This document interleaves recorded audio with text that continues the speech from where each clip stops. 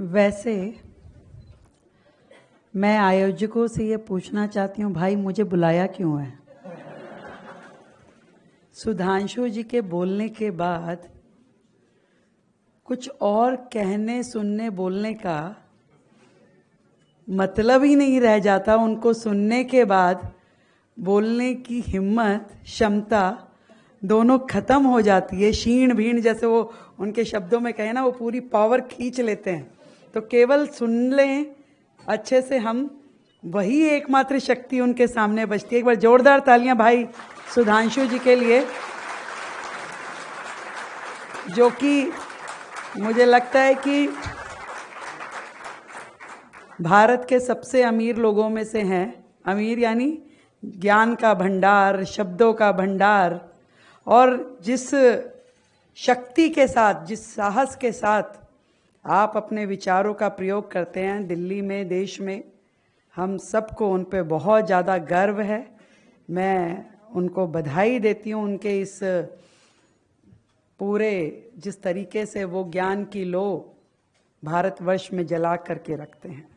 आदरणीय रेखा गुप्ता जी, जिनके विषय में अभी कहा गया कि एक संस्कृत में बात होती यथा नाम तथा गुणा, तो उसी के अनुरूप now she is emerging as a ray of hope after a very confusing cacophony of the detrimental experimental politics with the Delhi has witnessed.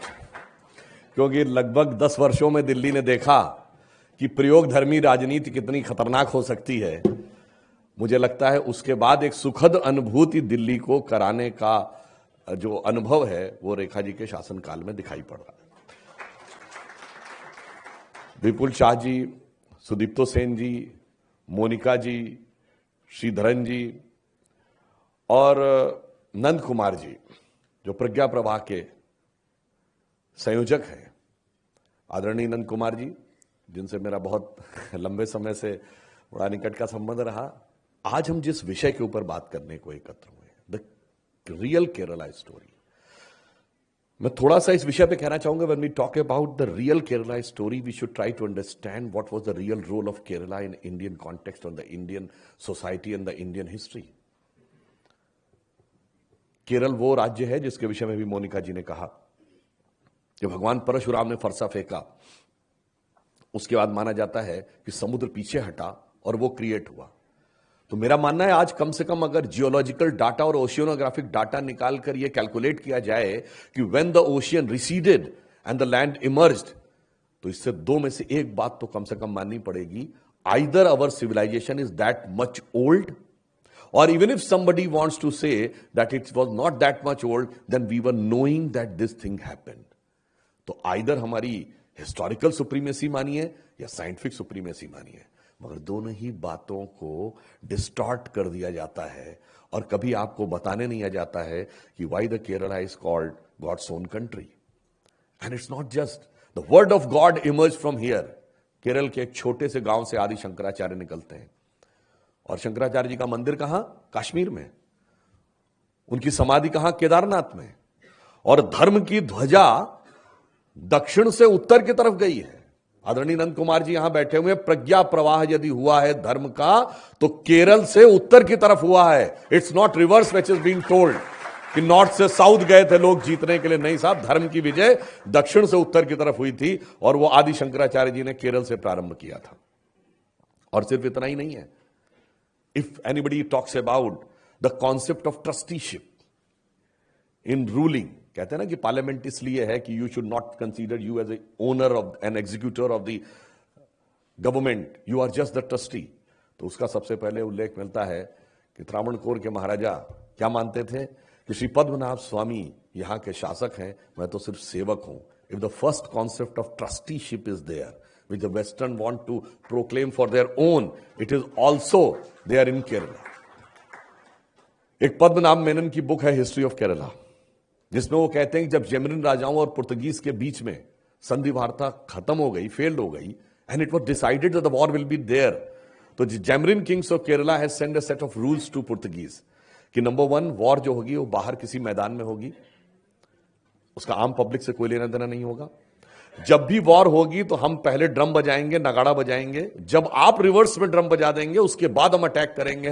हम किसी पे अकेले में अटैक नहीं करते। भागती सेना पे नहीं मारा जाएगा, किसी घायल को नहीं मारा जाएगा, रात्रि में अटैक नहीं किया जाएगा, जीतने के बाद प्लंडरिंग ऑफ वेल्थ नहीं होगी, डिसरिस्पेक्टिंग ऑफ वुमेन नहीं होगी। तो you know what was the reaction of Portuguese? They are talking about the war, they are talking about the sports tournament. But अब यहां से मैं बताना चाहता हूं जो आज की जो हमारा विषय है कैसे कनेक्ट होता है। हमें तो बता दिया जाता है everything is fair in love and war.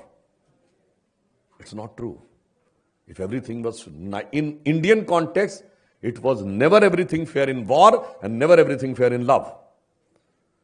इसीलिए यह बात मैंने पहले भी कही है कि किसी भी भारतीय भाषा में, हिंदी हो, संस्कृत हो या कोई भी भारतीय भाषा हो, ऐसा कोई फ्रेज आपको नहीं मिलेगा कि युद्ध और प्रेम में सब कुछ जायज ना जायज है, सब कुछ उचित अनुचित है। आप इसकी जो हिंदी कहते हो, आप कहते हैं जंग और इश्क में सब कुछ जायज है। न जंग हिंदी का शब्द है, न इश्क हिंदी का शब्द है, न जायज हिंदी का शब्द है। तीनों पर्शियन वर्ड्स हैं। वो जायज होने से ही ये सब कुछ शुरू होता है। जायज होने से ही मारना काटना शुरू होता है, आतंकवाद शुरू होता है। अगर सब कुछ जायज है तो आतंकवाद भी जायज है, और फिर धोखा देना भी जायज है, फिर लव जिहाद भी जायज है ना। हमारे यहां युद्ध का एक धर्म और प्रेम का एक त्याग होता था, एक मर्यादा होती थी। अब मैं यह भी बताना चाहता हूं, केरल की स्टोरी सिर्फ इतनी नहीं है। प्रिंसटन यूनिवर्सिटी से एक बुक पब्लिश हुई, the crest of the peacock. आप सबने, जो लोग केरल से जुड़े, जरूर पता होगा।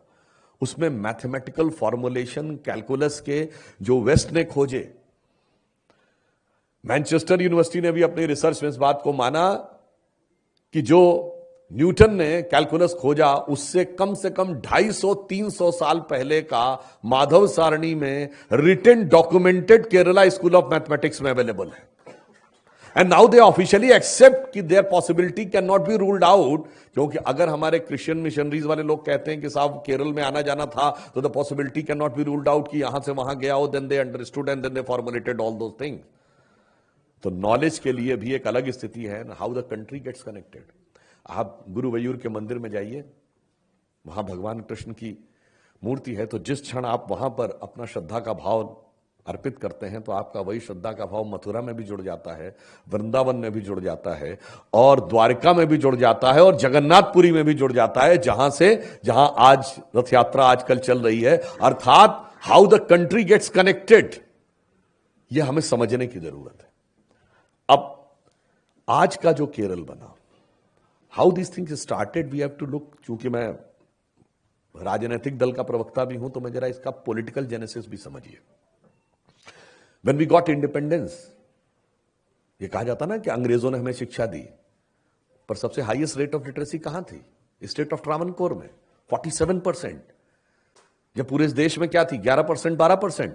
हमारी स्टेट ऑफ उत्तर प्रदेश में तो 1931 में 8%। अब आप आइए, उसके बाद आजादी के बाद पहली नॉन कांग्रेस गवर्नमेंट बनी तो केरल में 57 में नंबूदरीपाद की कम्युनिस्ट पार्टी की गवर्नमेंट। और यहीं से कुछ चेंजेस शुरू होते हैं, जिसका जिक्र मोनिका जी ने किया। एक स्ट्रक्चर्ड ट्रांसफॉर्मेशन, कैसे दिमागों को परवर्ट और डिस्टॉर्ट किया जाए। इसके लिए किसी को पढ़ना है तो Mitrokhin's archive, KGB and the world part 2 पढ़ें। यूरी बेंजमेनेव, जो भारत के में 60 और 70 के दशक में पत्रकार बन के रहता था और मूलतः वो केजीबी का जासूस था, कैसे स्ट्रक्चर्ड एजेंडा था कि इस देश की धर्म संस्कृति को नष्ट करना है, और उसके बाद इस देश के अंदर कैसे उनकी नजर में रिवॉल्यूशन करा के पावर को कैप्चर करना है। उसके बाद इफ यू रिमेंबर, अभी 2010 में एक कम्युनिस्ट पार्टी के लीडर थे मिस्टर मनी, जिन्होंने कहा कि 70s में हमने पॉलिटिकल मर्डर कराए। लोकतंत्र में राजनीतिक हत्याओं की शुरुआत हुई, अगर जिसको कि ऑफिशियली एक्सेप्ट भी किया गया कई जगहों पे और बहुत ग्लोरीफाई भी किया गया, तो वो केरल में हुआ। और उसके बाद डिस्टॉर्शन बढ़ते बढ़ते बढ़ते बढ़ते वहां तक पहुंचा कि 16 मार्च 2006 को केरल की असेंबली में एक यूनानिमस रेजोल्यूशन पास होता है। फॉर हुम?